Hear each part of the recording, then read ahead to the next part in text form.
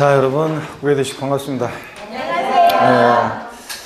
여러분 교재는 몇 페이지냐면 교재를 자, 도형 모의고사 우리 단원별 모의고사 2회 문제 보시는데 1번 문제부터 한번 봅니다. 여러분 1번 문제부터 보시면 다음은 소득세법상 열거주의 과세에 의한 소득의 분류이다 틀린 거 그랬습니다. 요거 어디냐면 우리 요약집 111페이지 참조죠? 요약집 111페이지 참조고요. 문제 한번 보겠습니다. 요약집 111페이지 참조고 참조 페이지만 줬고 문제 일단 볼게요. 1번 지문에 보니까요. 거주자가 등기된 부동산 임차권을 양도한다. 자, 그러면 요거 뭡니까 여러분? 양도소득이죠? 그래서 양도했으니까 양도소득이고요. 부동산 임차권, 등기된 부동산 임차권은 양도세 대상이 되죠? 2번 보니까 거주자의 지상권 대여 그런데 공익사업과 무관 그랬습니다. 우리 지난 시간에도 했습니다. 이거 뭡니까? 상업소득이죠. 그래서 공익사업과 관련한 건지 무관한 건지 확인하셔야 되는데 우리 지상권과 지역권은 지난 시간에도 강조드렸어요. 우리 지상권하고 그 다음에 지역권 있잖아요. 지상권과 지역권은 공익사업과 자, 무관한 것은 이것은 뭐고 무관한 것은 2018년 개정세법 무관한 것은 사업소득이고 그 다음에 공익사업과 관련된 것은 관련한 지역권, 지상권, 대여소득은 요거 보고 기타 소득이라습니다. 물론 이거 대여했을 때 지상권과 지역권을 대여했을 때 소득은 요거 뭡니까 여러분? 관련한 것은 하여튼 기타 소득이고 그 다음에 무관한 것은 사업소득이고요. 자, 그러면 여기 2번 지문에 거주의 지상권 대여인데 공익사업과 무관하니까 뭐라고요? 사업소득입니다. 그래서 2번 틀렸고 그 다음에 3번 보시니까 건설업자의 주택 신축 판매요. 자, 사업자가 파는 거니까 사업소득인데 그 중에서도 주택 신축 판매 들어있으면 뭐라고 그랬습니까? 건설업이라고 했죠. 사업소득입니다. 그 다음에 그 외에 부동산을 사업적인 목적을 갖고 팔면 다 나머지는 부동산 매매업, 사업소득인데 부동산 매매업이고요. 임대사업자의 전세권 대여, 우리가 임차권이나 전세권을 대여합니다. 부동산 또는 부동산 상해권리 대여에서 부동산 상해권리죠? 부동산 상해권리대여로서 사업소득입니다. 부동산 임대업. 그 다음에 부동산 매매업자의 상가 신축 판매 같은 주택 신축 판매 빼놓고는 다 뭐라고요? 매매업이죠? 사업소득인데 부동산 매매업입니다. 그래서 여러분 요약집 111페이지에 우리가 양도했을 때 대여했을 때 요약집에 111페이지 표가 있죠 여러분들? 반드시 이거 쓰는 여러분들이 알아두셔야 되고 그래서 요약집 111페이지 다시 한번 보세요 여러분들. 요약집 111페이지 보니까 토지 건물을 요약집 111페이지 토지 건물을 대여하면 사업소득이고 양도하면 양도소득이고 전세권이요 대여하면 사업소득이고 부동산 상해권리대여로서 양도하면 양도소득이고 지상권 대여하면 공익사업과 무관한 것은 자 요거 사업소득이고 양도했을 때 양도소득이고요. 근데 지역권은 대여했을 때 공익사업과 무관한 것은 사업소득인데 양도하면 지역권은 양도세 대상이 아니고 그 다음에 또 보시면 부동산 임차권 등기된 것은 대여했을 때 이거 사업소득입니다. 근데 양도했을 때는 양도소득세 대상이 되고요. 근데 미등기 부동산 임차권 같은 거라든가 점포 임차권 같은 것은 대여했을 때 사업소득인데 양도했을 때는 기타 소득세 대상이라는 거 이런 것들 다시 한번 여러분들 정리합니다. 대여했을 때 양도했을 때 이거 그리고 2018년 개정세법 반드시 여러분들이 이거 알고 계셔야 한다고 그랬습니다. 2번 문제를 보니까요. 소득세법상 부동산 임대 사업소득 금액 계산에 관한 설명으로 틀린 거 그랬습니다. 1번에 부동산 임대 사업소득 금액은 총 수익 금액에서 뭘 뺐어요? 필요경비를 공제한 금액이었는데 자 2번 보니까 청소비 난방비 등 부동산 임대 사업소득 금액에 총수익 금액에 산입하는데 전기료 수료 등의 공공요금은 총수익에 산입하지 않는다. 이거 꼭 알아두시라고 그랬죠? 그래서 제가 지난 시간에 우리 뭘 공부했냐면 부동산 부동산 임대 사업소득 금액 계산 교재 요약집에 다 나와 있어요. 부동산 임대 사업소득 금액 있잖아요. 사업소득 금액 계산할 때 총수익 금액에서 우리가 총수익 금액에서 필요경비를 빼서 구했잖아요. 그럴 때 이 총수익 금액은 또 어떻게 구하느냐 지난주에 공부한 게 총 수익 금액은 임대료, 이거 뭘 임대료를 말하죠? 임대료 플러스 간주임대료 계산하는 것도 우리가 지난 시간에 배웠고, 특히 주택임대 소득에 대한 간주임대료 계산하는 거. 그 다음에 여기다가 관리비 수입, 또 그 다음에 보험 차익, 이런 것들을 합해서 우리가 구한다고 그랬잖아요. 총 수익 금액. 그랬을 때 보험 차익을 합하고, 그래서 이 관리비 수입에 여러분요, 관리비 수입에 전기료, 수도료 같은 공공요금, 은 요거 포함한다, 안 한다? 예? 전기료, 수도 같은 공공요금 관리비 수입에 포함하지 않고요.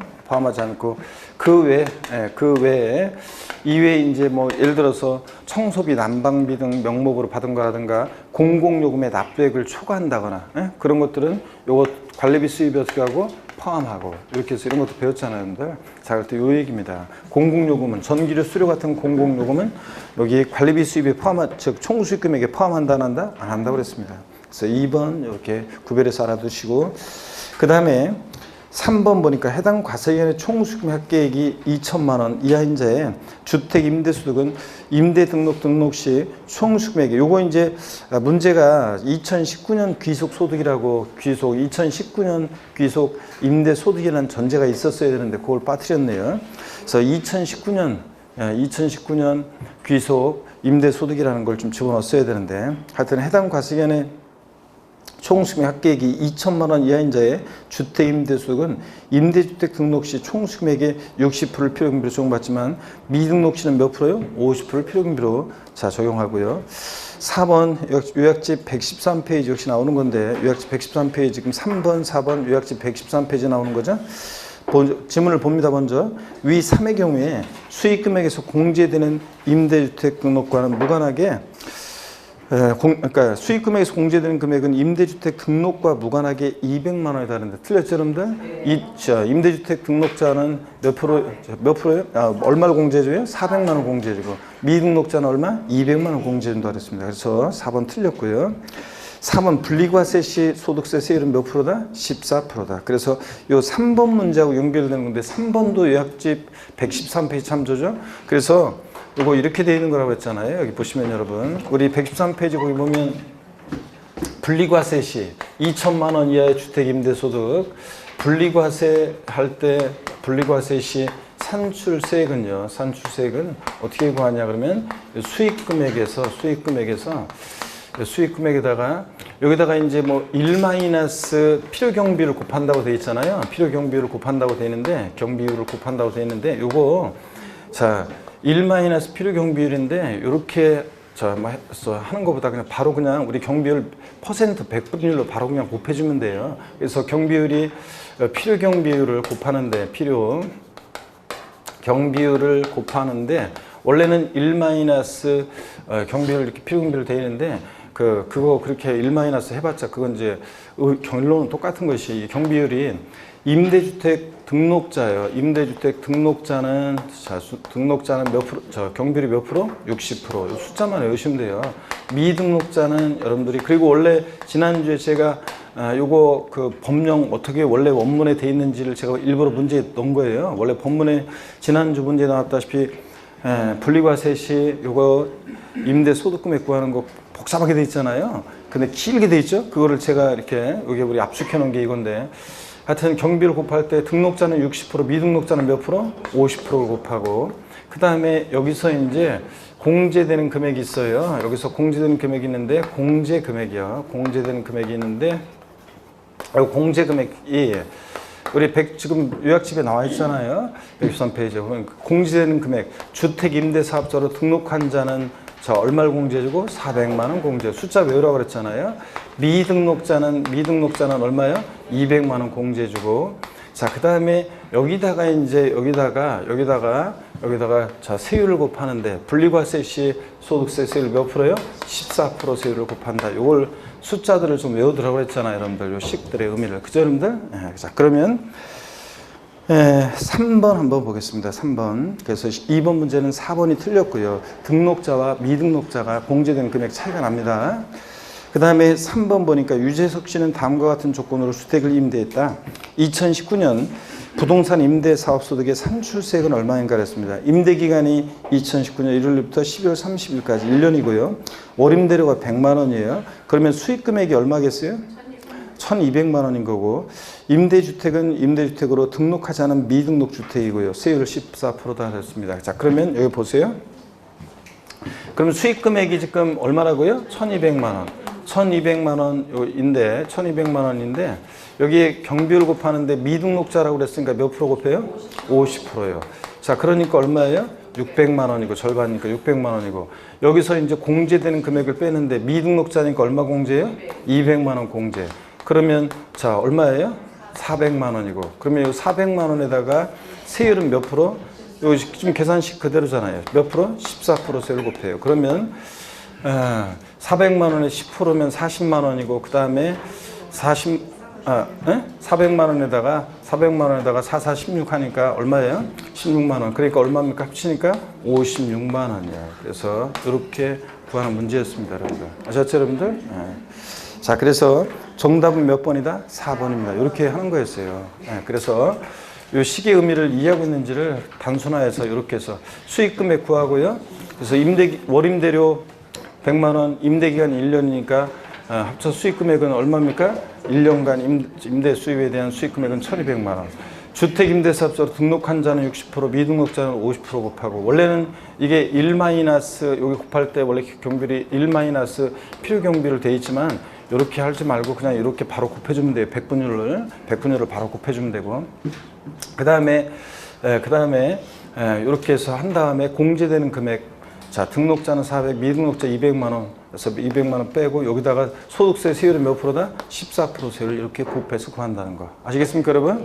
이렇게 간단하게 해서 우리 2019년 개정세법 내용이요. 요 분리과세 시 산출세 구하는 거, 요 식을 여러분들이 한번 2019년 개정세법이고 결국은 제가 지난주에는 문제에 어떻게 법령이 되어 있는지 법령 원문을 제가 보기에 넣었었고 그 길게 나와 있는 것을 압축한 게 이런 식이고 우리 요약집에 나와 있는 이런 식이고 그 다음에 이 식의 의미가 어떤 건지 오늘은 이제 계산 사례로 한번 이렇게 살펴봤습니다. 그래서 문제가 똑같이 안 나오더라도 이렇게 해서 올해 2019년 개정세법 분리과세 시 우리 세액 계산하는 거 이런 것들을 어떤 의미인지를 문제를 통해서 지난주 보고 오늘 거 보고 이렇게 하면 대충 문제가 어떤 건지 여러분들이 감을 잡으리라 믿고요. 그 다음에 4번 문제 보겠습니다. 4번 문제 보시니까 요약집 94에서 96페이지 참조고 94에서 96페이지 참조고 자, 일단 문제를 보겠습니다. 참조 페이지만 적어놓고 요약집 좀 이따 찾고 일단 참조 페이지 적고 문제를 보겠습니다. 자, 보니까 그러고 보니까 자, 고개 한번 드시고 문제 푸시신다고 저기 했을 텐데 목 운동 한번 하시고 아이고 반대로 돌리시고 여러분들 아이고 허리도 좌로 우로 돌립니다. 기지개도 뒤로 화끈하게 제끼시고 어깨 돌리시고요. 자, 이번 주 일요일 날 비교도에 특강하잖아요. 보니까 근데 접수를 얼마 안 한 것 같더라고요. 외부에서도 인강 수강생 중에 이 광명에 사는 분 중에 몇 분 또 이렇게 오신다고 하더라고요. 보니까 카페에서 보니까 그래서 몇 분도 등록한 분도 있고 그래서 오신다고 하는데 정작 여기 있는 분들이 많이 등록을 안 해가지고 그래가지고 일단 제가 외부에 얼굴도 그렇고 이거 제 체면도 있고 그런데 여기가 최소한 요 정도 상태에서 몇 분 더 와야지 우리가 이제 강의실이 이제 그래도 우리가 저쪽에 있다가 일로 옮기면서 이제 강의실이 좀 이렇게 모아지는 분위기가 돼가지고 그래도 그나마 그래도 제 체면도 서고 강의할 맛이 나는데 일요일 하루 종일 해야 되는데 근데 이게 큰일입니다, 여러분들. 등록을 안 해가지고 비교도의 특강은 제가 항상 요약집하고 비교도의 특강, 그 다음에 마지막 파이널, 베스트 오브 베스트 있죠? 파이널 총정리 특강, 요 세 개로 말하자면 이걸 중심 축으로 해가지고 제가 세법을 완성시켜 가는 건데, 여러분들이 이걸 꼭 필수적으로 요거는 그러니까 우리가 요약집이 없으면 안 되잖아요. 제가 강의할 때 요약집 이론 들었으면 요약집 압축해서 요약집으로 계속 시험 작할 때 가고, 그 다음에 이제 두 번째가 이제 또 이론 완성을 위해서 비교도의 특강집을 통해서 항상 요거 이제 시험장 갈 때까지 갖고 다니시고요. 예? 그래서 사전처럼 갖고 다니면서 항상 뭐 헷갈리면 반드시 요걸 갖고서 탁 헷갈리는 것들 정리하고 이렇게 계속 넘어가셔야 되는 거고요. 그래서 꼭 들으시기 바랍니다, 여러분들. 그래서 어차피 뭐 항상 제가 얘기하지만 뭐 금전적인 것은 뭐 여기 여기 인원의 전체 인원의 몇 배가 들어야지 뭐 그래도 좀 그 의미가 있지. 그렇지 않으면 의미가 없고, 일단 공부 완성을 위해서 하는 거니까 여러분들 이론 배운 거 헷갈린 것들 정리하고 이렇게 한 파트 이렇게 다지고 가야 되는 그런 거거든요. 그래서 6월 말에서 7월 달에 이렇게 꼭 하는 거고, 그래서 꼭 필수적으로 해야 되는 거니까 꼭 수강들 하시기 바랍니다. 그래서 일요일 날 집에 있으면 뭐예요? 공리세법 같은 과목은 어떻든 간에 미리미리 지금 요런 때 이렇게 한 파트씩 정리해 놓고 이렇게 전체 하루에 그냥 전체 내용을 쫙 한번 훑고 이렇게 가는 것이 굉장히 좋거든요. 그래서 그렇게 해서 한번 공리세법 같은 과목을 미리 해놔야지. 이번 지난 일요일 날도 다른 곳에서 특강했었는데, 노원에서, 서울에서. 근데 거기 어떤 분이 오셔가지고 그러더라고요. 공리세법을 미리 작년에 이제 안 해놓고 그랬더니 나중에 눈에 하나도 안 들어오고 이렇게 어디 이제 어디서 이렇게 이제 연세되신 분인데 점심 먹자면서 같이 이제 우리 원장님 먹었었는데 다른 곳에서 그분이 얘기하시더라고요. 이 공리세법을 나중에 하려고 그랬더니 민법 1차 과목 민법 학교론 잡느라고 막 열심히 공부하다가 그분이 이제 한 8월인가 언제부터 2차 과목을 그때부터 이제 공부하려고 이제 저 책을 이제 좀 대충 들었던 거 이제 그때부터 본격적으로 공부하려고 딱 책을 폈더니 눈에 하나도 안 들어오고 도대체 뭔 적인지도 모르겠고, 그래가지고 작년에 우왕좌왕하다가 2차를 거의 못했다, 제대로 못해가지고 안 돼가지고 올해 이제 다시 공부할 때는 그래서 특강을 들으신 거라고 이렇게 얘기하시더라고요. 공리세법. 제가 항상 하는 얘기가 이런 2차 과목을 나중에 하려고 하면 여러분 안 돼요. 이런 공리세법 같은 과목일수록 미리미리 해놔야지 나중에 안정되게 다른 과목도 이렇게 더 주요한 과목들을 시간을 더 투자할 수 있어요. 근데 그렇지 않으면 이게 불안해가지고 다른 과목, 주요 과목 막 공부하다 보면 이거 이제 나중에 그때 돼서 공부하려면 눈에 하나도 안 들어오고 막 그래서 왔다리 갔다리 하면서 우왕좌왕 한다 그랬습니다. 그렇죠, 여러분들? 꼭 수강하시길 당부드리고요. 네. 이렇게까지 얘기했는데 한 명도 수강을 안 해. 그럼 또 이게 또 호빵이란 말이죠, 여러분들. 꼭 이번 일요일 날 그래서 저 같은 경우에 지금 계속 8월 초순까지 계속 일요일마다 계속 특강하거든요. 그래서 이제 계속 일요일마다 비교되게 특강하는데 수강하시길 당부드리고요. 그래서 이제 어떤 간에 뭐 합격해가지고 세법 점수가 잘 나와야지 여러분들이 계속 저에 대한 존경의 눈빛으로 계속 이후에도 그렇고 합격해서도 그렇고 그런 거지. 만약에 안 나와봐 점수 안 나면 자기가 공부하는 거 생각 안 하고 나만 원망의 눈치를 바라볼 거 아니야. 그러니까 무조건 제 지로는 수없이 반복해가지고 우타튼 간에 그냥 혼자, 제가 항상 여러분 안 믿는다고 그랬죠? 그렇잖아요. 지난번에도 그렇고 항상 문제 그냥 금방 얘기해 준 거 금방 문제 저기 해도 틀리고, 지난주에 낸 문제 일주일 후에 똑같이 내도 틀리고 그렇잖아요. 정답률이 20-30% 나온 거는 다음 주에 똑같이 출제하는데도 정답률이 60%밖에 안 되고, 그러니까 내가 믿을 수가 있어야지. 문제를 똑같이 출제하는데도 틀리니 그러니까 내가 믿을 수가 없고, 그래서 한 얘기 또 하고 계속 수없이, 그리고 제가 이제 1년의 계획을 갖고서 이렇게 쭉쭉쭉 가면서 여러분들을 학교의 길로 인도하는 거잖아요. 그래서 무조건 하여튼 나만 믿고 간다고 그랬잖아요, 여러분들. 그래서 이런 것도 그렇습니다. 그래서 꼭 여러분들이 수강 시작할 점수 나오는 게 일단 저한테 제일 중요하기 때문에. 자, 4번 문제 보겠습니다. 우리 4번 문제는 보시면 다음 중 양도소득세에 있어서 실지 거래에 의한 양도차 계산 시 자본적 지출액의 범위에 해당하지 않는 것은 그랬습니다. 단 증빙서는 수치 보관하였음 그랬습니다. 우리 실거래가로 양도차 계산할 때 필요비 항목에 포함하는 거 안 하는 거예요. 자, 요거 보시면 여러분 우리가 자 보세요. 우리 양도소득세 계산 과정에서 다시 한번 이 계산 과정 구조를 이해하는 게 중요합니다. 여러분 양도세 어렵다고 하지만 이 계산 구조를 잘 이해하고 이 흐름에 따라서 이해하면서 주요 내용만 이렇게 계산 구조 흐름을 머릿속에 담고 그 다음에 주요 내용만 좀 이렇게 포인트만 잡고 있으면 계산 과정은 어렵지 않은데, 계속 양도세 어렵다고 하는 것은 너무 그 부분에만 매몰돼 가지고 그 부분에 대한 것에 전체적인 틀 속에서 이렇게 해야 되는데 부분에서만 너무 이렇게 찾으니까 어렵게 느껴지고 그렇습니다. 양도세 계산은 보세요. 양도가액에서 필요경비를 빼서 우리가 뭘 구해요? 양도차익 구하잖아요. 가필차. 그랬을 때 읊어보세요. 가필차장 소 기과입니다. 그래서 가필 차장 수기과인데 과세입증하는 과정에서 우리가 양도세 계산할 때 양도가액에서 필요경비를 빼는데 필요경비는 그 자산을 취득하면서 들어간 취득가액 그리고 기타 필요경비예요. 기타 필요경비를 빼가지고 우리가 양도가액에서 취득가액 등 기타 필요경비를 빼서 우리가 양도세 구하잖아요. 그럴 때 우리가 양도소득세, 양도세 계산은 실거래가 과세 원칙입니다. 그래서 실지양도한 가액, 양도가액을 실거래가로 적용하면 취득가액도 실거래가 적용하고 양도가액 기준시가 적용하면 취득가액도 기준시가 적용하고 그래서 여러분들 양도가액과 취득가액의 동일기준 적용 원칙이요. 그것도 배웠고 양도가액을 실거래가에 의하면 취득가액도 실거래가를 적용하는데 취득가액이 실지 확인이 돼요. 그래서 실지 취득한 가액을 적용한다. 자, 그럴 때는 이제 기타 필요경비는 자본적 지출액과 양도비용 합한 금액을 우리가 필요경비로 합니다. 그래서 여러분들 그래서 취득가액을 실지 취득한 가액을 적용한다. 그러면 기타 필요경비는 자본적 취득과 양도비용 합한 금액이고요.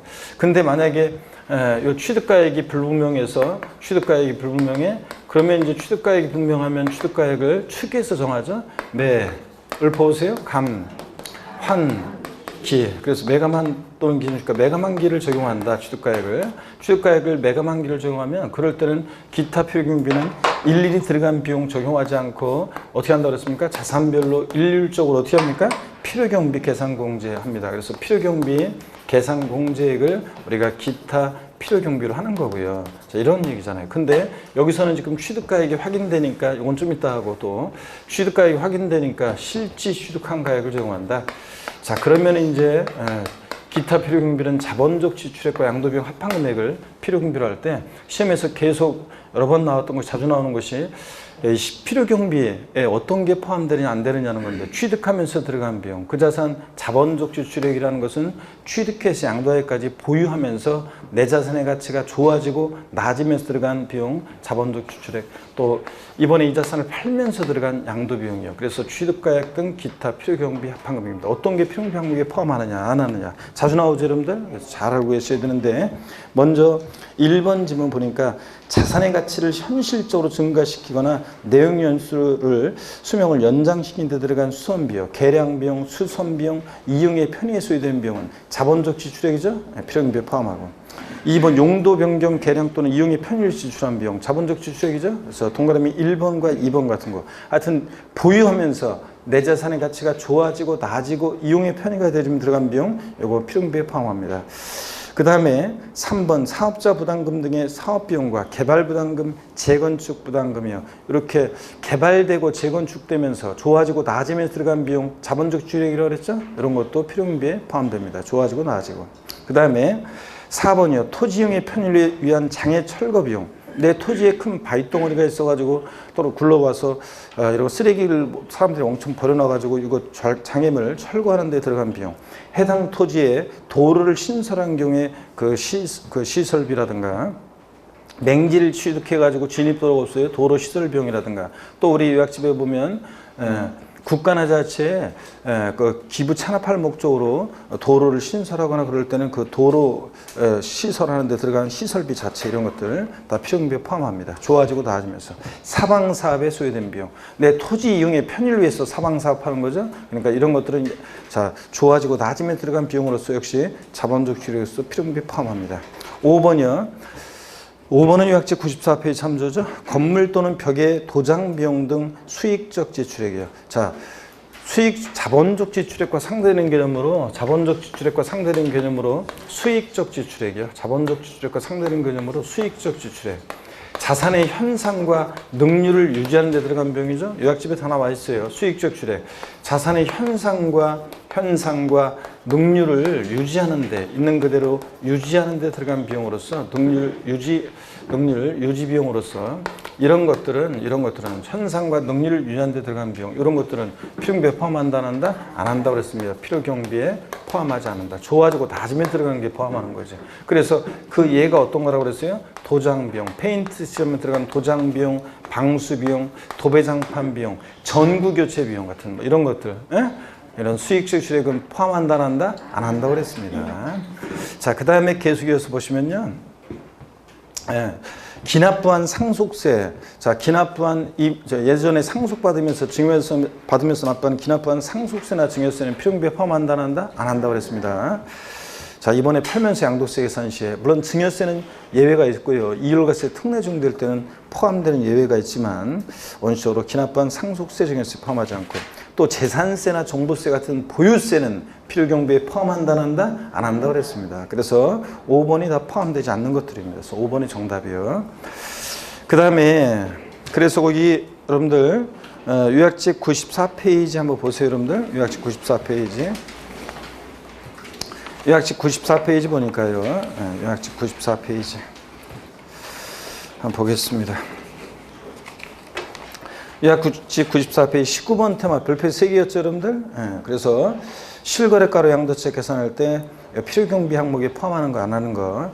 먼저 실거래가를 정해서 양도세 계산한다. 양도가액은 실지 양도한 가액을 정하죠. 그래서 실지 양도가액으로 양도소득의 총 수익금액인데 다만 특수관계자 간의 거래에 그래가지고 실지 양도가액을 적용할 때 고자가 양도소득세 대상 자산을 양도하는 경우로서 다음에 해당하는 경우에는 그 가액을 해당 자산의 실지 거래가로 본다 그래서 법인세법 자 52조가 아니라 2조라고 그랬죠. 법인세법 2조에 따른 특수관계인에 해당하는 법인의 양도한 경우로서 특수관계 법인에게 양도한 경우에 법인세법 67조에 따라 해당 고자의 상여배당 등으로 처분된 금액이 있는 경우에는 법인세법 52조에 따른 뭐요? 시가라는 것을 이 시가라는 것을 양도가격으로 보기도 한다고 그랬죠. 자 그래서 시가를 양도가격으로 보기도 하고 또 그 다음에 니은번에 보니까요. 특수관계법인 외의자에게 자산을 시가보다 높은 가격으로 양도한 경우로서 상속증여세 법규에 따라 해당 고자의 증여산 가액으로 한 금액이 있을 때는 그 양도가액에서 증여산 가액을 뺀 금액을 또 실지 양도한 가액으로 봐가지고 이거로 계산하기도 하는 경우도 있다는 거 예외. 원칙은 실지 양도한 가액으로 양도자와 양수자는 실지 거래한 가액으로 하는데 다만 이렇게 법인세법 50조에 따른 시가라는 것을 또 실지 양도한 가액으로 봐서 이거로 계산하는 경우도 있다는 거. 그 다음에 양도가액에서 필요경비를 뺄 때 그 필요경비의 취득가액이에요. 취득가액에 제가 요거 하나 추가라고 그랬어요. 이따가 또 문제 나오지만 취득가액에 지적재주세에 관한 특별법에 따라서 경계 확정으로 지적공무상 면적이 증가돼서 징수하는 조정금 요거는 취득가액에 포함한다 안 한다? 안 한다고 했습니다. 요거 써놓으라고 그랬죠 여러분들? 그래서 또 없으신 분들은 저 정보표 참조하시고요. 그래서 이 취득가액에 지적공무상 면적이 증가돼서 징수하는 조정금 취득가액에 포함하지 않고 또 취득원가에 상당한 가액 그래가지고요. 현재가 차린 차감이라든가 폐 없이 잔존자에 부과된 부가시세는 어떻게 하고 포함하고 근데 부당행위 계산에 의한 시가초과액 형이 1억짜리 부동산 동생 1억짜리 부동산을 1억 5천에 샀을 때 시가초과액 5천만 원 취득가액에 포함한다 안 한다? 안 한다 했습니다. 부당하게 계산됐으니까 이런 것들. 그 다음에 매입가액이요. 내가 산 가격 옛날 2억 원에 샀다 산 가격 기타 여기 매입가액에 기타 부대비용을 가산한 금액. 그래서 취득세 같은 취득하면서 납부한 조세 포함한다고 그랬죠. 공과금, 법무사 비용, 중개사를 통해서 주겠다 중개수수료, 컨설팅 비용, 컨설팅 회사에 자문을 받아 주겠다 컨설팅 비용 이런 것 다 취득가액에 어떻게 한다? 포함하는데 재산세, 종부세 여기 나왔는데 보유세는 포함한다 안 한다? 안 하고 그 다음에 취득 관련한 소송 화해 비용 그래가지고요. 그 자산을 소송을 통해서 취득하는데 소송 비용이 들었다, 화해 비용이 들었다, 필요경비에 포함한다 그랬죠? 이것도 취득하면 들어간 비용이니까. 다만 이중공제 방지원칙상 다만 그 지출한 연도의 각소득 금액 계산에서 필요경비에 산입한 것을 제외한 금액은 포함한다 안 한다? 안 한다 그랬습니다. 이중공제 방지원칙상 취득할 때 소송화해 비용을 필요경비에 산입했는데 이번에 팔면서 양도소득세 계산 시에 또 필요경비에 포함시키면 된다 안 된다? 안 된다 그랬습니다. 보유할 때 다른 사업소득 금액 계산할 때 필요경비 산입한 것은 또 포함시키지 않고 이중공제 방지원칙. 4번 당사자 약정한 대금 지급 방법에 따라 취득원가에 이자 상당액을 가산해서 거래액을 확정하는 경우에 당해 이자액 상당액이요. 요거 거래 대금이 2억인데 야 우리 3년 동안 대금을 매달 균등 분할해서 대금을 지급하는 방식으로 하자. 대금을 지급하자. 대신 이자 붙여야 되겠죠? 14%. 거래 당사자 간의 대금 지급하는 방법에 따라 지급하기로 한 이자는 어떻게 한다? 포함합니다. 이것도 내고 취득하니까. 근데 제때 대금을 지급하지 못하면 우리 붙게 되는 지연이자 연체이자 포함한다 한다? 안 합니다. 주택 구입 시 대출금이자 여러분 집 살 때 대출금이자 포함한다 한다? 안 하고. 5번하고 6번은 이중공제 방지원칙이라고 그랬죠? 예, 그래서 아까 그처럼 똑같이 이것도 이중공제 방지 원칙상이에요. 이중공제 방지 원칙상, 예, 다른 소득금액, 사업소득금액 계산할 때 보유할 때 필요경비에 산입한 소송 화해비용이라든가 그 다음에 또 현재가 차린 차금 상가계획이라든가 감가상각비나 이런 거 또 포함한다 한다? 안 합니다. 이번에 양도세 계산 시에는. 그래서 5번 현재가 차린 차금을 취득원가에 포함하는 경우에 있어서 양도재산의 보유한 중에 동현재가 차린 차금 상가계획이라는 것을 가전도 사업소득금액 계산 시 필요경비 산입하였거나 산입할 금액인 때는 취득가에서 어떻게 한다? 공제 뺍니다. 포함한다 그러면 틀리고 이중공제 방지원칙상이에요. 자, 95페이지 6번 양도재산의 그 자산에 대한 감가상각비로서 각 과세기간의 사업소득금액 계산할 때 필요경비 산입하였거나 산입할 금액인 때는 이를 역시 취득가에서 어떻게 한다? 공제한 금액을 그 취득가액으로 한다. 이중공제 방지원칙상. 예? 보유할 때 감가상각비를 사업소득금액 계산할 때 필요경비 산입했는데 이번에 팔면서 양도세 계산 시에 또 필요경비에 포함시키면 된다 안 된다? 안 된다 이런 거. 그 다음에 박스 안에 보니까 소득세법 97조 3항에 따른 취득가액을 계산할 때 감가상각비를 공제하는 것은 취득가액을 실거래가액으로 하는 경우뿐만 아니라 취득가액을 뭐로요? 환상가액으로 하는 때도 적용하고 그 다음에 박스 또 아래 거 상속 증여받은 재산을 갖고 있다가 팔 때 실거래가를 중에서 양도세 계산해요. 양도가액은 이번에 실지 양도한 가액. 근데 취득가액은 상속 증여받은 자산은 실지 취득한 가액. 공짜로 받았으니까 빵원이잖아요. 근데 빵원으로 할 수는 없죠. 그래서 상속 증여받은 자산의 실지 취득한 가액은 어떤 것으로 결정하느냐? 상속 증여받은 자산에 대해서 실거래가를 적용할 때 상속계 실증일 현재 이거 양도일 현재 X라고 그랬어요. 예전에 상속받았을 때 증여받았을 때 현재 상속증여세법 규정에 따라 평가한 가액을 취득 당시 실거래가로 본다 그랬습니다. 이 상속증여세법 규정에 따라 평가한 가액이라는 게 원칙 시가고 또 예외적으로 보충적 평가 방법이라 해서 기준 시가를 의미하는 거라고 그랬습니다. 예외적으로는. 하여튼 이 상속증여세법 규정에 따라 평가한 가액을 취득 당시 실거래가액으로 해서 이거를 취득가액으로 써서 자 계산하고 양도일현재 아니고 상속계실증일현재고 등기일현재 X 이렇게 필기가 돼 있어야 돼요 여러분들 요약집에지금 기납부한 상속세 자 옛날에 냈던 상속세는 필요경비에 포함한다 한다? 안 하고요. 아까 나왔죠. 기납부한 증여세도 원칙적으로 옛날에 증여받으면서 냈던 증여세도 이번에 팔면서 양도세 계산 시에 필요경비에 포함하지 않는다. 근데 예외적으로 배우자 직계점에 속한 이율과세 특례 적용될 때는 포함될 수도 있습니다. 그 다음에 4번 비사업자의 부가세 매입세액은 포함합니다. 근데 단 사업자의 부가세 매입세액은 포함하지 않는다. 우리가 부가가치세는 매출세액에서 매입세액을 공제하는데 자 사업자의 부가세 매입세액은 이미 부가세 계산할 때 매출세액에서 매입세액을 공제했잖아요. 자 그러니까 이번에 팔면서 양도세 계산 시에는 포함하지 않고 필요경비에 5번 과세사업자가 면세사업자로 전환됨에 따라 납부한 부가가치세 같은 거 필요경비에 포함하고요. 자 그 다음에 자본적 지출액입니다. 보유하면서 내 자산의 가치가 좋아지고 나아지고 이용의 편의가 되지면 들어간 비용, 자산가치 증가 비용, 내용연수, 수명, 연장으로 지출한 수험비 같은 거 포함합니다. 또 박스 안에 본래 용도를 변경하기 위한 개조 비용, 엘리베이터 냉난방 장치 설치 비용, 빌딩 등의 피난시설 등의 설치 비용 이런 것들 재해 등으로 인해서 건물, 기계, 설비 등이 멸실 훼손돼서 당해 자산의 본래 용도의 이용 가치가 없는 것의 복구 비용 이런 것들 개량, 확장, 증설 등 하여튼 좋아지고 나아지고 이용의 편의가 되지면 들어간 비용, 비용비에 포함합니다. 2번 용도 변경, 개량, 이용의 편의에 지출한 비용 포함하는데 실생활 관련해서 말씀드리면 발코니 확장 비용, 샤시 설치 비용, 방거실 확장 공사 비용 같은 거 포함한다고 그랬죠? 좋아지고 나아지면서. 3번 취득 후 발생한 소유권 관련 소송 화해 비용 이런 거 포함하고요. 그 다음에 4번 개발부담금, 재건축부담금, 농지전환부담금 등 좋아지고 낮으면서 부담하는 부담금 포함하고, 반면에 택지 초과 소유 부담금, 옛날에 김영삼 정부 시절에 택지 초과 소유 상한에 관한 법률이 있었는데 택지를 법에서 정해진 상한을 초과해 소유하면 부담했던 거, 재재적 성격으로 부담하죠. 환경개선 부담금, 좋아지고 낮으면서 부담하는 게 아니라 재재적 성격으로 부담하는 부담금은 포함하지 않고, 5번 아까 지문에 나왔던 거, 토지용의 편의를 지출한 장애 철거 비용, 도로 시설 비용, 맹지 취득해서 토지용의 편의를 위해서 토지에 도로를 신설해서 국가자치에 이를 무상으로 공유한 경우에는 이 도로로 된 토지가액 자체 또는 사방사회 소유된 비용 다 포함한다고 그랬습니다. 좋아지고 낮으면서 들어간 비용이니까.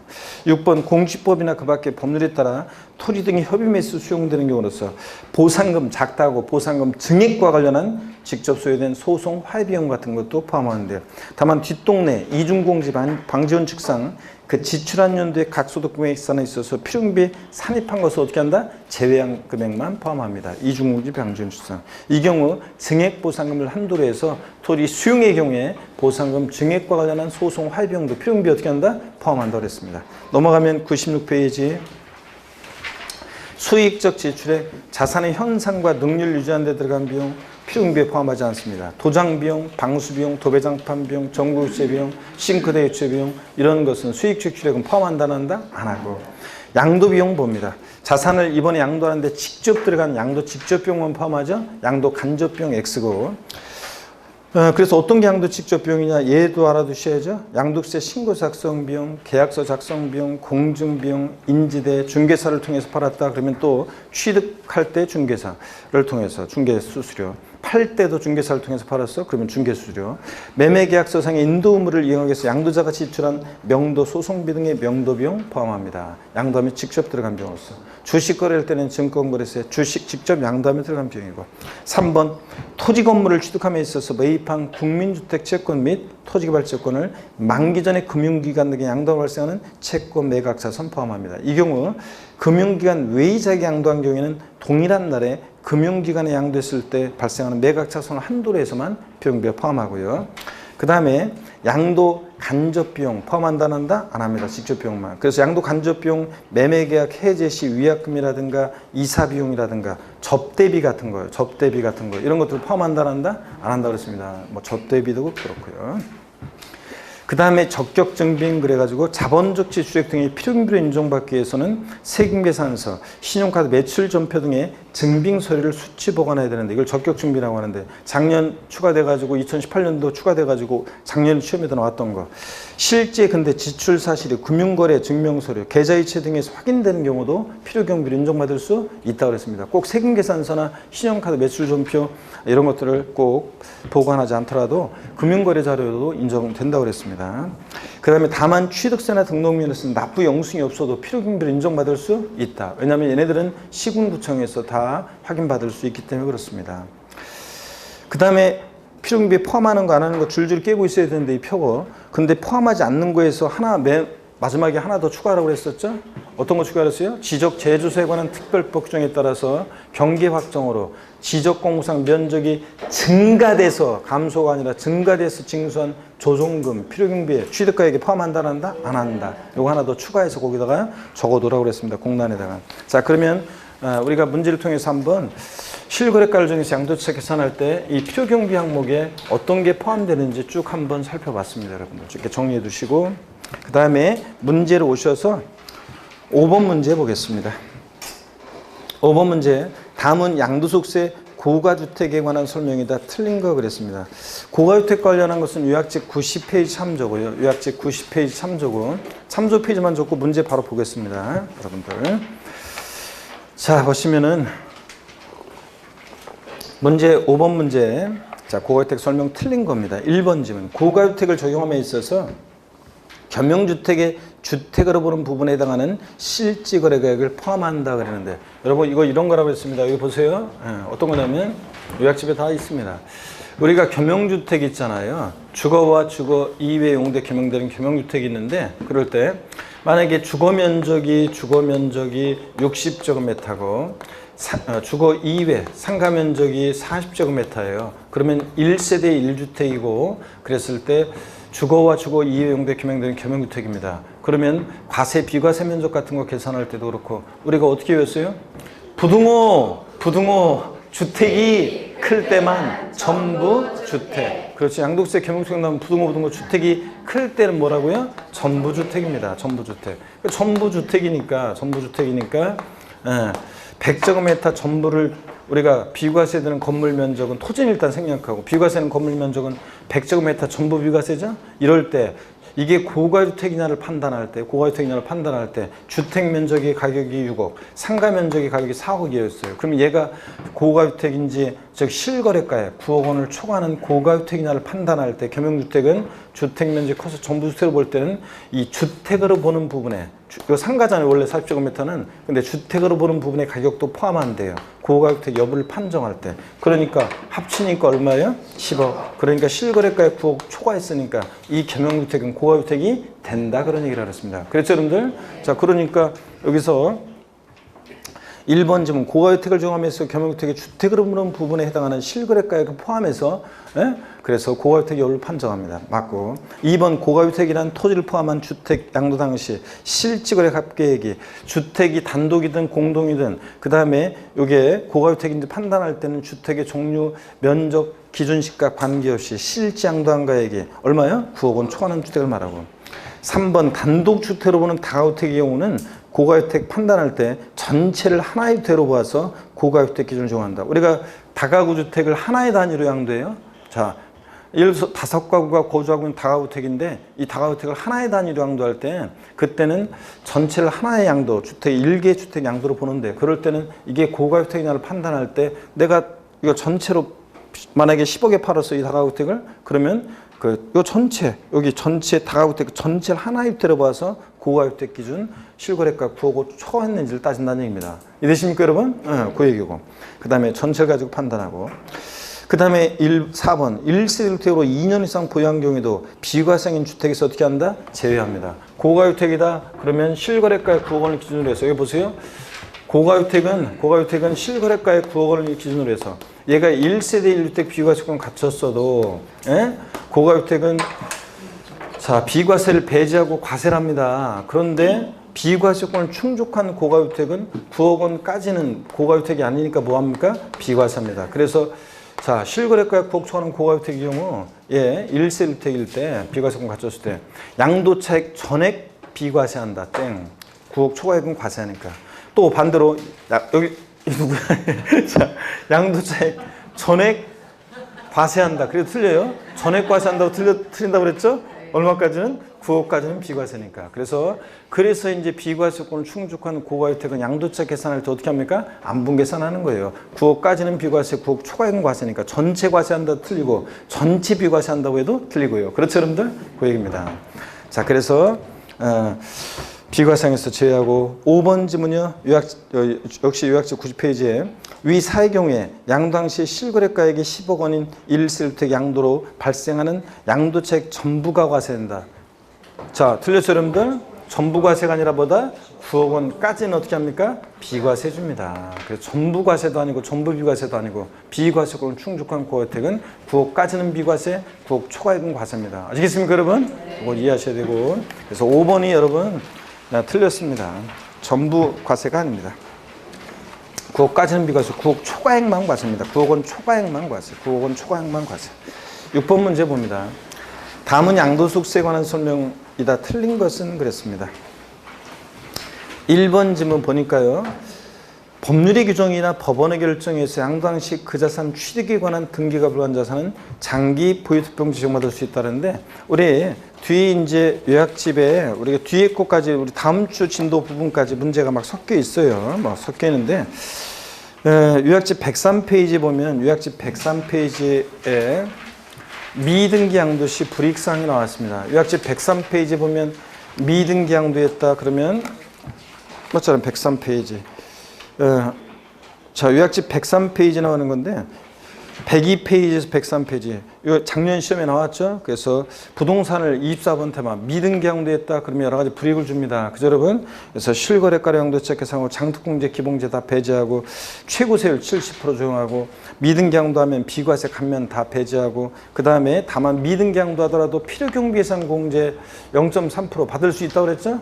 필요경비예산 공제 배제하는 것은 아니고 등기된 토지 건물은 3% 적용하지만 미등기 양도는 0.3%. 근데 미등기 양도했는데 작년 시험에 나온 거 등기된 곳으로 의지해서 불이익 주지 않는 경우가 있죠. 미등기 양도했는데도 정당한 소외가 있다고 봐가지고 그래서 거기에 비과세 감면 대상이 되는 농지라든가 얘네들은 하나의 비과세 감면이라는 하나의 시험을 통과해 드리니까 8년 제천 정농지, 대토하는 농지, 또 교환분합으로 인한 소득 비과세, 자 얘네들 비과세 감면 대상이 되는 농지 불이익 주지 않고 장기할부 조건 취득한 자산으로서 계약 조건상 등기 갈등한 자산 불이익 주지 않고 법률의 규정이나 법원의 결정에 의해서 양도당 시 그 자산 취득에 관한 등기가 부합한 자산은 내가 미등기 양도인과 법률의 규정이나 법원의 결정으로 미등기 양도했으니까 불이익 준다 안 준다? 안 준다 그랬습니다. 장특공제, 기본제 이런 거 다 받을 수 있다고 그랬습니다. 등등.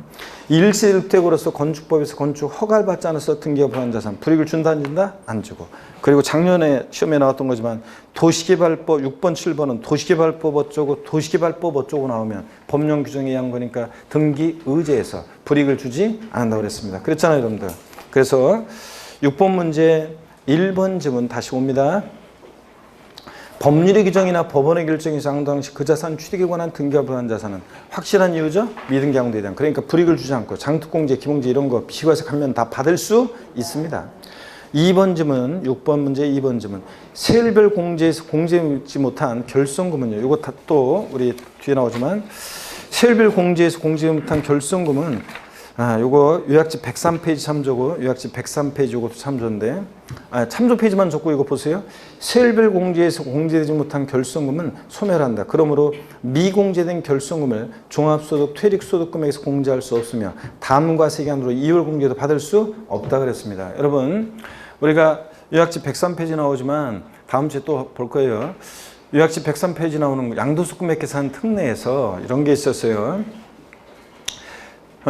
부동산 등과 주식과 여기 보세요. 부동산 등과 주식과 파생상품 소득금액은 각각 구분해서 계산하고 얘네들이 서로 결손금 발생할 때 통산한다 안 한다? 안 한다고 그랬습니다. 그렇잖아요. 근데 토지건물, 부동산을 기타를 산 얘네들끼리는 결손금을 통산할 수 있는데 세율별 공제 원칙이 적용되어 가지고 같은 세율이 적용되는 것을 먼저 결손금 통산하고 남는 게 있으면 미공제분은 다른 세율이 적용되는 것을 결손금 통산하고 그래도 남는 게 있으면 다음 연도로 2월에서 공제받을 수 있다 없다? 없고 양도소득에서 발생한 이 결손금은 여러분의 종합소득이나 퇴직소득금에서 공제할 수 있다 없다? 없다 그랬습니다. 뭔 얘기인지 모르는 분은 요약집 103페이지를 나중에 읽어보시고 다음에 또 한번 다음 주에 보도록 하겠습니다. 그래서 2번 맞습니다. 세율별 공제되지 못한 결손금은 소멸합니다. 그러므로 미공제된 결손금을 여러분의 양도소득에서 발생한 결손금을 종합소득금액이나 퇴직소득금액에서 공제할 수 없고 다음과 세기한으로 2월 공제도 받을 수 없다. 맞습니다. 2번 지문 요약집 97페이지하고 99페이지 참조인데요. 요약집 97, 또 99페이지 참조인데 일단 문제 보겠습니다. 조정지역 내 2주택을 양도한 경우에는 기본세율에다가 10% 가산한세율을 적용하고 장특공제와 기본공제를 적용하지 아니한다 그랬는데 여러분 양도세 우리 세율 다음 주에 또 하겠지만 다음 주에 또 할 거예요. 조정대상 지역 내 2주택을 양도했을 때 장특공제 받을 수 있어요 없어요? 없습니다. 근데 기본공제는요. 기본공제는 받을 수 있습니다. 기본공제는 미등기 양도만 아니면 보다 싹 다 깔아주니까 그렇습니다. 그래서 요거 조정대상 지역 내 2주택이나 3주택 같은 다주택 양도했을 때 장특공제는 받을 수 없는데 여기 뭐 때문에 틀렸어요? 기본공제는 받을 수 있습니다. 이거 미등기 양도만 아니면 등기됐다는 걸 좀 밝혀놨으면 더 좋았을 뻔했는데 일단 기본공제 적용하지 아니한다니까 틀렸다고 보시고요. 등기된이라는 말이 좀 들어갔으면 좋았을 뻔했는데 조정대상 지역 내 2주택 다음에 등기 이렇게 된 등기됨 이렇게 들어갔으면 더 좋았을 뻔했는데 4번 봅니다. 조정대상 지역 내 2주택을 양도한 경우로서 해당 주택의 보유한이 1년 미만인 경우에 기본세율에다가 10% 더한세를 중에서 계산한 양도세 산출세과 이거 다음 주에 또 나와요. 40% 1년 미만이면 40% 세를 적용하거든요. 주택 및 조합원 임시권은 그래서 40% 세율 중에서 계산한 양도세 산출세액 중 어떤 거? 큰 세액을 양도세 산출세액으로 한다. 동일한 대상 물건이 2개 이상의 세율에 해당하면 그중 어떤 거? 높은 큰 세율 잠깐만요. 양도세에서는 동일한 대상이 2개 이상의 세율에 해당하면 각각 해당되는 세율 중에서 산출세 구한 다음에 그중 어떤 거? 큰 것을 그 세액으로 한다 그랬습니다. 다음 주에 또 보겠지만 요약집 지금 멍하니 계신 분도 계시는데 요약집 몇 페이지냐면요. 요약집 몇 페이지냐면 그 100페이지에도 나와 있고요. 100페이지에도 나와 있고요. 요약집 100페이지에도 나와 있습니다. 그래서 요약집 100페이지에 보니까 22번 테마 세율 별표 3개였고 개요에서 이 경우 하나의 자산이 다음에 따른 세율 중 2 이상 세율에 해당할 때는 해당 세율 중에서 계산한 양도세 산출세액 중 어떤 거? 큰 것을 그 세액으로 한다. 그 다음에 4번에 보니까 조정대상 지역 내 1세대 2주택일 때는 6에서 42% 기본세에다가 몇 프로 할증해요? 10%. 그래서 16에서 52%까지. 그 다음에 3번, 4번은 1세대 3주택, 입주권 포함해서 3주택 이상에 달하면 기본세율에다 몇 프로? 20% 할증한 세율이고요. 다음 주에 또 우리 보도록 하겠습니다. 일단 오늘은 넘어갑니다. 세율 우리 주안점이 아니어서 6번 문제 하여튼 그런 얘기고 그 다음에 6번 문제 5번 지문 보니까요. 법령이 정하는 등기된 비사업용 토지는 양도 기본공제가 적용된다는데 비사업용 토지도 등기되고 3년 이상 보유할 때 장특공제 받을 수 있어요 없어요? 있다고 그랬습니다. 기본공제는 뭐만 아니면 미등기 양도만 아니면 싹 다 깔아줍니다. 자 그래서 맞습니다. 그래서 6번 문제 3번이 틀렸습니다. 이따가 또 우리 장특공제 기본공제 비교 한번 또 볼 거고요. 요약집을 7번 문제 봅니다. 실거래가를 정해서 양도책을 산정하는 경우에 취득가액에 대한 설명 중 틀린 거 그랬습니다. 1번 지문 요약집 94페이지 참조고 아까 봤었어요. 지적 제조세에 관한 특별법 규정에 따른 경기 확정으로 지적공상 면적이 종전보다 증가되게 되면 돈을 받아야 되겠죠? 징수한 조정금은 취득가액에 포함한다. 2019년 개정세법 요거 자 지적공상 면적이 증가돼서 징수한 조정금은 취득가액이 어떻게 한다? 제외한다 그랬습니다. 제외합니다. 포함한다 틀렸습니다. 반드시 알아두시고 2019년 개정세법 내용. 그래서 1번 틀렸습니다. 2번 소득세법상 부당이익 계산에 의한 시가초과액은 취득가액에 포함한다 안 한다? 안 한다. 시가 1억짜리를 특수관계자가 형이 1억 5천에 샀을 때 시가초과액 5천만 원 취득가액에 포함한다 안 한다? 안 합니다. 3번 타인으로부터 매입한 자산은 매입가액에 취득세나 등록면허세는 포함하지만 재산세, 종부세 같은 보유세는 취득가액에 포함하지 않는다. 보유세는 맞고요. 4번 양도자산의 보유기간 중에 그 자산의 감가상각비로서 사업소득금액 계산 시 필요금비 산입한 금액은 이중공제 방지원칙상 취득가액에 이번에는 양도소득세 계산할 때 포함하지 않는다. 맞고요. 5번 현저가 차린 차금 중 그 자산의 보유한 중에 그 현저가 차린 차금 상가액이라는 것을 가연도 사업소득금액 계산 시 필요금비 산입된 것을 제외한 금액만 취득가액에 어떻게 한다? 포함한다. 그래서 이중공제 방지원칙이죠? 4번, 5번은. 그래서 맞는 얘기입니다. 8번 문제 봅니다. 2010년 취득 후 등기한 토지를 2019년 5월 16일 양도한 경우에 소득세법상 양도차익 계산에 관한 설명으로 틀린 거 그랬습니다. 특수관계자 간의 거래가 아니고요. 1번 지문 요약책 92페이지 참조입니다. 1번 지문 요약책 92페이지 참조고 환상가액은 양도가액을 추계하는 경우에 적용한다. 자 여러분 그래요 여러분들? 우리가 자 여기를 봅니다 여러분들. 우리가 양도차익 계산 시에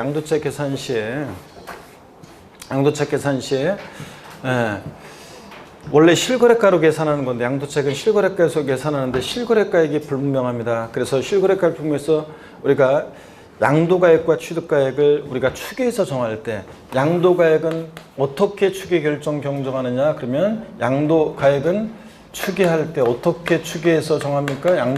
양도가액은 추계 방법이요. 어떤 순으로 추계 결정 경정한다? 매, 감, 기 순서입니다. 매매사례가액, 감정가액, 기준시가. 그죠 여러분들? 취득가액은 어떻게 취득가액을 추계해서 정한다? 취득가액은 어떻게 추계해서 정하냐? 추계 결정 경정이요. 자 어떻게 합니까? 매, 감, 환, 기 순서로 축의 결정 경정한다고 그랬습니다. 매감, 환기요. 자, 그럼 여러분요.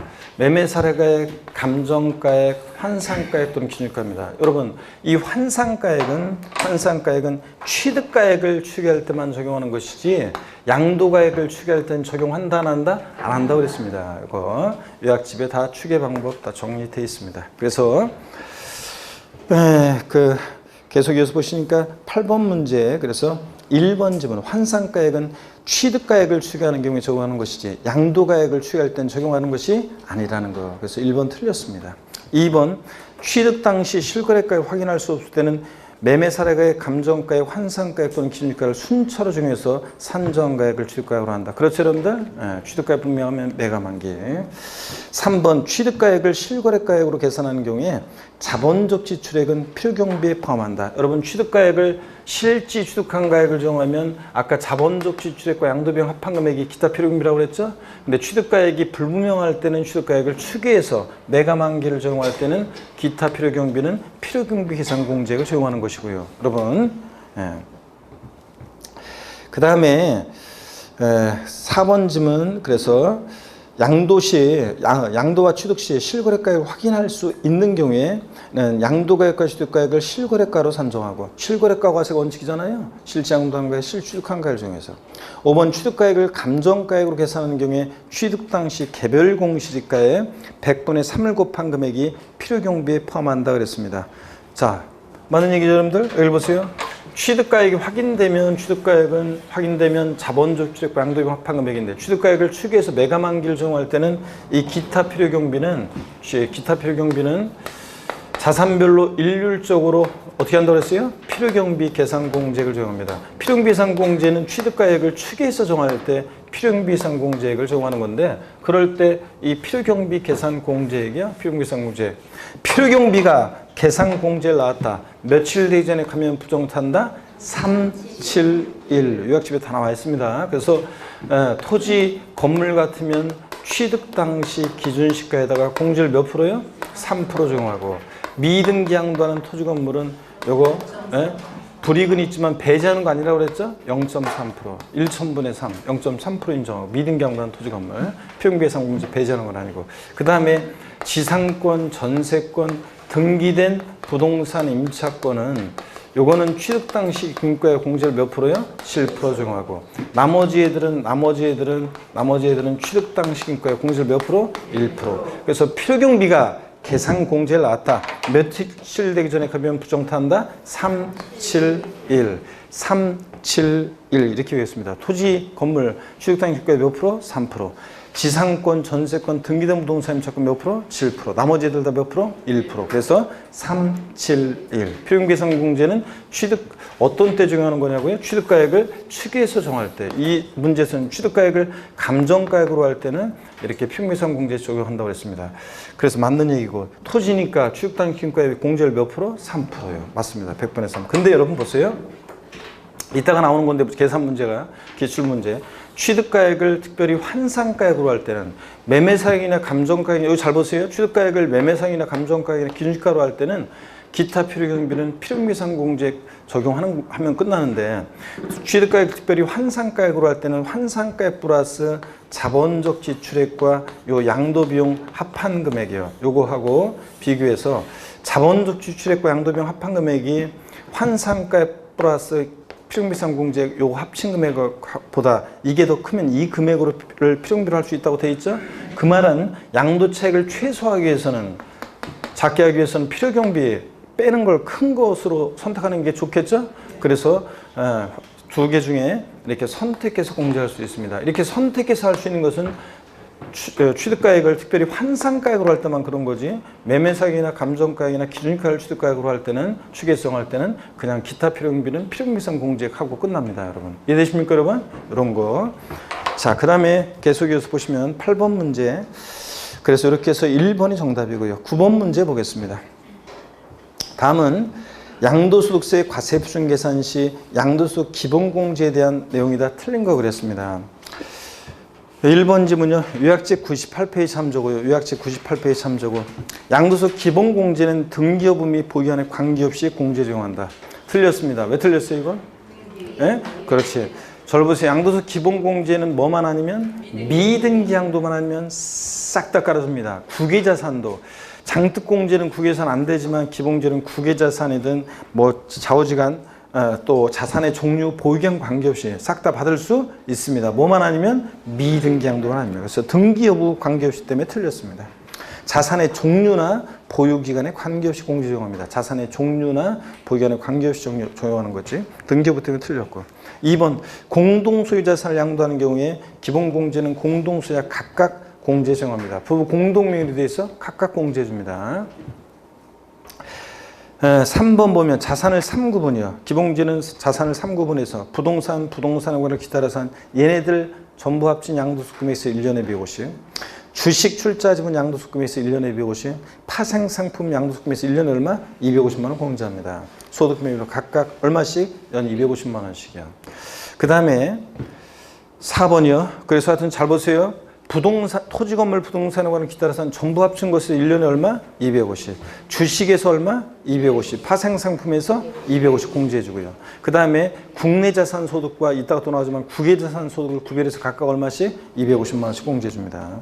그 다음에 9번 문제 4번 질문 1세대 1주택 비과세 대상에서 제외되는 고가주택의 경우에도 기본공제가 적용된다. 여러분 기본공제는 뭐만 아니면요 미등기 양도만 아니면 싹 다 깔아줍니다. 좌우지간 하여튼. 5번 양도소득금액에 감면받은 소득금액이 있을 때는 해당 감면소득금액 외 양도소득금액에서부터 순차적으로 차례로 공제합니다. 양도 순서대로 순차로 공제해줍니다.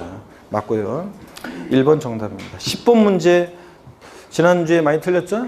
그래서 계산구조 미리 앞서서 출제했다고 또 많이 쓰였었는데 소득세법상 양도세 계산 시 양도소득금액을 감소시키는 항목이 아닌 거 어떤 겁니까? 양도 기본공제라고 그랬죠 여러분들? 그래서 여기 보세요. 양도소득세 계산 과정에서 양도소득금액의 크기를 감소시킬 수 있는 항목이요. 필요경비라든가 장특공제처럼 이렇게 앞에서 빼는 것들이 소득금액 크기를 줄일 수 있죠. 기본공제는 소득금액 구한 다음에 나오는 거니까 소득금액 크기를 어떻게 감소시켜요. 그러니까 소득금액의 크기를 감소시킬 수 있는 항목이 아닌 거 어떤 거라고요? 기본공제입니다. 아셨죠 여러분? 네, 요 얘기고. 그래서 3번 정답입니다. 11번 문제 보겠습니다. 11번 문제 보니까 다음은 양도소득세 과세표준 산식에 대한 설명이다. 틀린 것은 그랬습니다. 5번 지문 바로 보시면 5번 지문 보시면 5번 지문이요. 5번 지문 보시면 우리가 요약지 자 91페이지 보시면 되죠. 요약지 91페이지 참조고 요약지 91페이지 참조고 91페이지 참조고 우리가 과세표준 어떻게 구하느냐? 갑, 필, 차, 장, 소, 기, 과입니다. 그러면 과세표준 구할 때 양도의 필요비 빼고 양도차익 구하고 그 다음에 장특공제가 나오고 그래서 차장, 소, 양도소득금액 구하고 그 다음에 기본공제 나와야죠. 이거 여기 왜 틀렸어요? 기본공제하고 장특공제하고 순서 바뀌어 있죠 여러분들? 그렇잖아요 지금. 자 양도가에서 필요비 빼고 그 다음에 장특공제 공제하고 기본공제 공제해서 과세표준이지. 에? 지금 순서가 바뀌어 있잖아요. 기본공제가 먼저 나와 있으니까 이거 뭐다? 틀린 겁니다. 이해되십니까 여러분? 예, 갑수정 수익과였어야 했는데 그래서 5번 틀렸고 1번 봅니다.